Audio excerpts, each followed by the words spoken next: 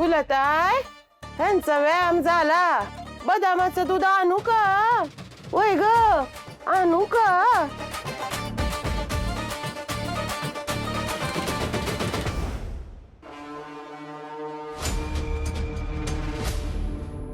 हा कशाला आला इथे?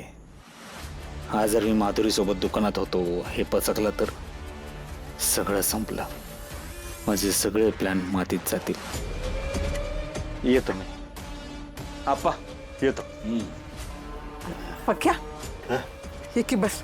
अगं बहिणीच्या घरची एवढे कशी आठवण आली की रे? अगं माधुरीच्या लग्नाची पत्रिका घेऊन आलोया.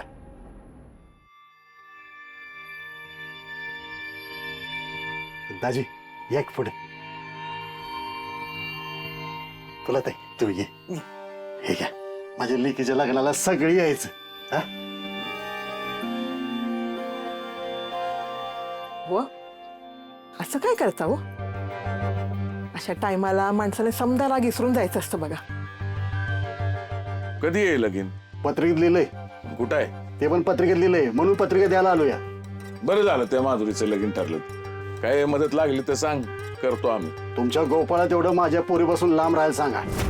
तेवढी मदत केली तर बास झालं. माझ्या लेकीचं आता लगीन ठरलंय. गावात कुणी माझ्या पोरी बरोबर त्याला बघायला नको.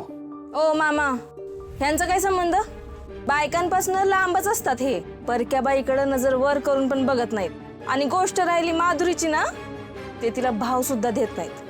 त्यामुळे माझ्या नवऱ्यावर भलते सलते आरोप करणं बंद करा. काय जरा लक्ष दे त्याच्याकडे, मग तुला कळल. नवऱ्याच्या प्रेमात आंधळी झाल्यास त्यामुळे तुला काही दिसत नाही. तुम्ही काय पण सांगितलं ना, मला माहिती आहे माझा नवरा किती चांगल्या मनाचा आहे. मला पण त्या गोपाळबद्दल कोणी सांगायची गरज नाही. अरे असं का वागतोयस तू गोपाळशी? जेव्हा तुझी माधुरी घर सोडून निघून गेली होती तेव्हा तिला समजावून त्याने घरी आणली ना. तुझी आणि तिची बदनामी वाचवली. तेव्हा कुठे जाऊन तिला हे चांगलं स्थळ आले. आता लगीन बी ठरले आणि तरी बी तू असा वागतोयस बरं गोपाळशी? याला सवयच आहे खाल्ल्या ताटात. जाऊ दे, मोरलं बोलत नाही मी. काय लगीन घर आहे म्हणून गप्प बसलोय मी. बसा इथंच बसा, घरात बसा. माझ्या लेकीच्या लग्नाला कोणी जायचं नाही. पक्या येऊच नका कोणी. पक्या काय लावणार रे तू? चाल निघ. निघतो.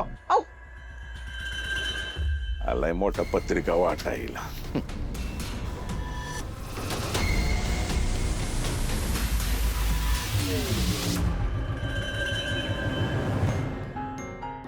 आर्य मॅडम येऊ का? कोण? गोपाळ.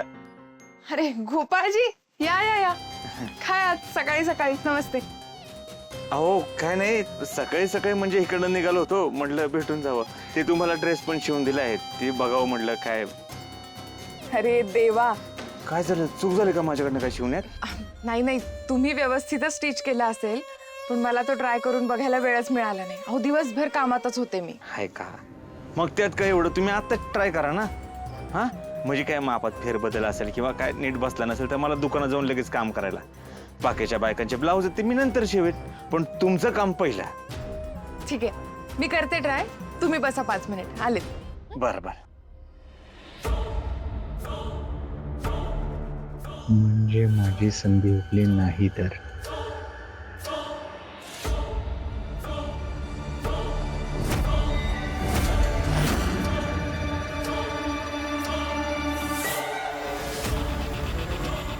गोपाळजी, कसा वाटतोय?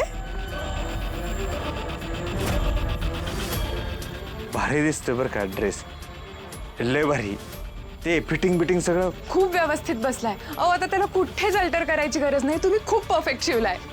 काय पण म्हणा, ह्यो रंग खुलून दिसतोय तुमच्यावर. तुमच्या कपड्याच्या चॉईसला मानले बरं का मी. आणि मी तुमच्या टॅलेंटला मानलं गोपाळजी. अहो खरंच मला या ड्रेसमध्ये खूप छान फील होतंय. खरंच तुमच्या हातात मॅजिक आहे. इसी बात पे एक चाय हो जाए? अहो चहा कुठं, आता मला दुकानावर जायचंय, दुकान उघडायचंय, लगेच चहा घेईन मी आता. गोपाळजी, असा किती वेळ लागणार आहे? आणि आज चहा मी बनवणार आहे. चला. बरं ठीक आहे.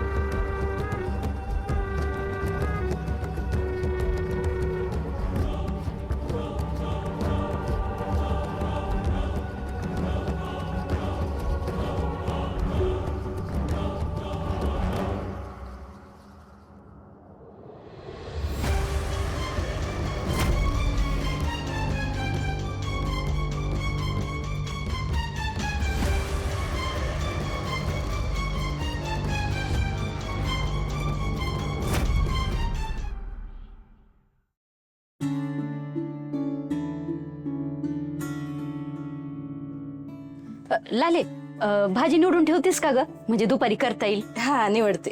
होय. आणि तिथं ना पावट्याच्या शेंगा बी ठेवल्यात. त्या पावट्याचं कालवण करा काळ्या तव्यात. हा? करते. फुलताई वय ग कोणी दिल्या पावट्याच्या शेंगा? अगं आपल्या त्या नायकीन ताई नाही का, त्यांनी दिल्यात आपल्याला शेंगा. हा बेसे मला लय आवडतं बरं का पावट्याच्या शेंगा. हे बरं झालं नाही का, आता मोरल्या वर्षापासून आपल्या वावरातल्या शेंगा खायला मिळतील. बरं झालं यांनी सालगडी लावला ते. आता घरच्या भाज्या चांगल्या चुंगल्या खायच्या आणि त्याचा आमकरला त्याचे पैसे बी द्यायचे. झाले थांब ग. अगं आता आपण सगळ्या इथे आहोतच ना, मला बोलायचं होतं जरा.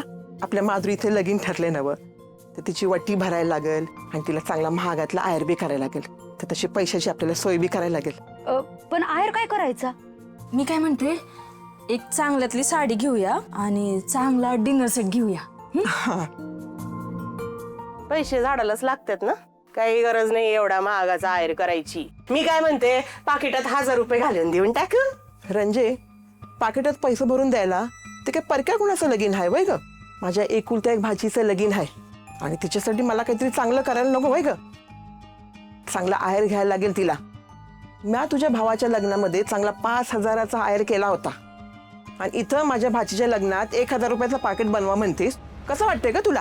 होय का फुलताई, दाखवलं का बोलून? बाई एकदा काय माझ्या माहेरी आयर केला ते 5000 वेळा बोलून दाखवलं. आयर केला, आयर केला, आयर केला. रंजे, तू भाग पाडतीयस मला बोलायला हे सगळं. नाही तर मी कोणाला केलेलं ना बोलून दाखवत नाही. जर तू माझ्या माहेरच्या माणसाने कमीपणा दिलास ना तर मी बोलणार.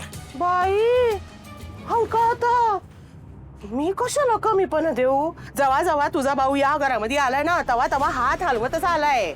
आणि फुलात आहे, माझ्या भावानं लग्नामध्ये तुला चांगली साडी नेसवली होती, विसरली वय ग? हा मग काय उपकार नाही केलं त्यानं. मी आधी त्याला चांगला महागातला आयर केलाय आणि त्यानं काय केलं ग? जो आयर त्याला आला होता ना त्यातनंच साडी मला फिरवली. हा मग फुलात आहे, जवा जवा तुझा भाऊ या घरामध्ये आलाय ना तवा तवा तमाशाच केलाय त्यानं हित येऊन. हा बर का, आणि बहीण म्हणून तो तुला काडीची किंमत देत नाही. तुम्हाला काय करायचं हो? ते फुला आत्या आणि त्यांचा भाऊ बघून घेतील ना. तो त्या दोघा भावा बहिणींमधला विषय आहे. आणि एवढं बोलताय, तुमचा भाऊ कधी भेटायला तरी आलाय का? अय लाले, माझ्या भावाबद्दल काही बोलायचं नाही, तुला आत्ताच सांगून ठेवते. माझ्या माहेरचं नाव घ्यायचंच नाही. तुम्ही त्यांच्या भावाचं नाव घेतलं ते? हा